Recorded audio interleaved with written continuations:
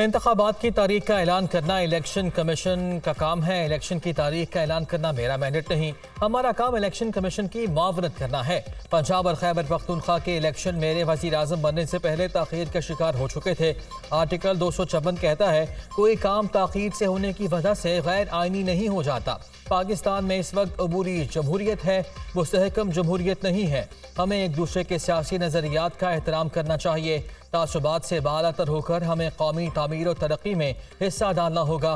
निगरान वज़ीर आज़म अनवारुल हक काकड़ का तकरीब से खिताब।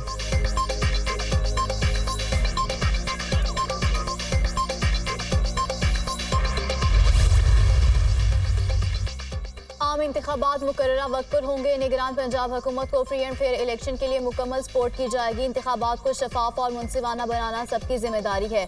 पंजाब हुकूमत के अब तक के इकदाम से मुकम्मल तौर पर मुतमईन है। वज़ीर आला पंजाब के ऑफिस में इजलास के दौरान चीफ इलेक्शन कमिश्नर के रिमार्क्स शफाफ इंतखाबात के इनेकाद में अपना किरदार अदा करने के लिए तैयार हैं। ECP की हिदायत पर मुकम्मल अमल किया जाएगा। निगरान वज़ीर आला पंजाब मोहसिन नकवी।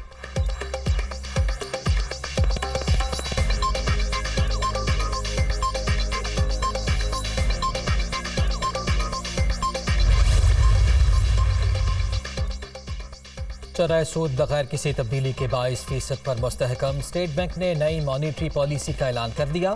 फैसला महंगाई करंट अकाउंट खसारे में कमी की वजह से किया गया। सितंबर में महंगाई की शरह 31.44% रही। रवा माह महंगाई में कमी मुतवक्के है। गैस की कीमत बढ़ने का असर महंगाई पर पड़ सकता है। State bank.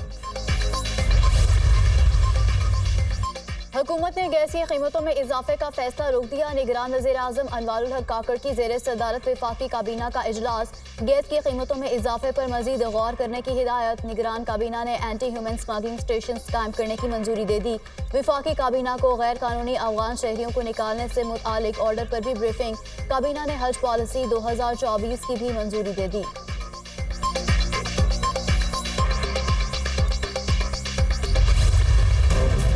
नैब तरमीम केस। जस्टिस मंसूर अली शाह का 27 सफ़हात पर मुश्तमिल इख्तिलाफी नोट जारी। अदलिया कानून साजी का उस वक्त जायजा ले सकती है जब वो बुनियादी इंसानी हुकूक से मुतसादिम हो।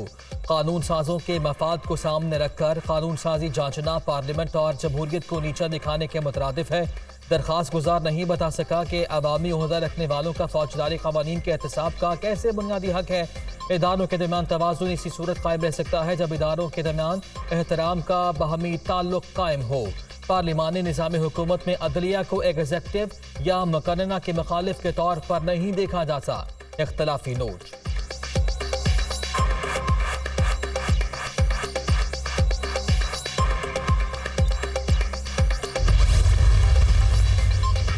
जस्टिस बाबर सितार ने ऑडियो लीक्स केस की समाअत के दौरान सवालात उठा दिए। पहले आप ये बताएं कि क्या फ़ोन रिकॉर्डिंग की इजाज़त दी जा सकती है? अगर किसी ने फ़ोन रिकॉर्डिंग की इजाज़त दी है तो वो इजाज़त किसने दी है?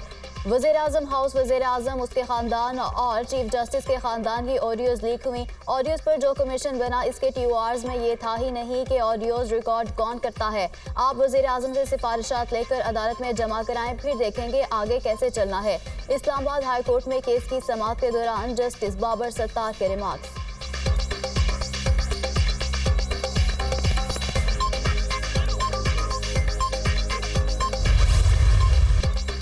गज़ा में इसराइली जहरीत इंसानियत लरज़ उठी।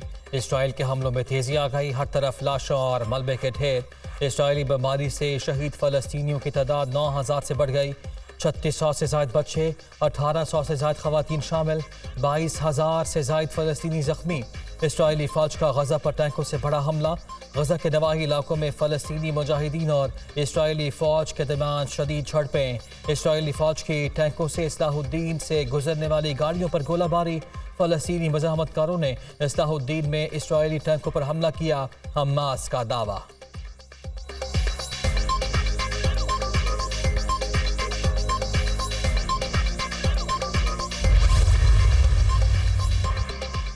और हमास के इत्तेहादी ग्रुप अल-कसाम ब्रिगेड का इसराइल के शहर दिमोना में इसराइल की जौहरी तंसीबात को रॉकेट से निशाना बनाने का दावा। इसराइली फ़ौज के ज़मीनी हमले के दौरान फ़ौजी ट्रक तबाह कर दिया।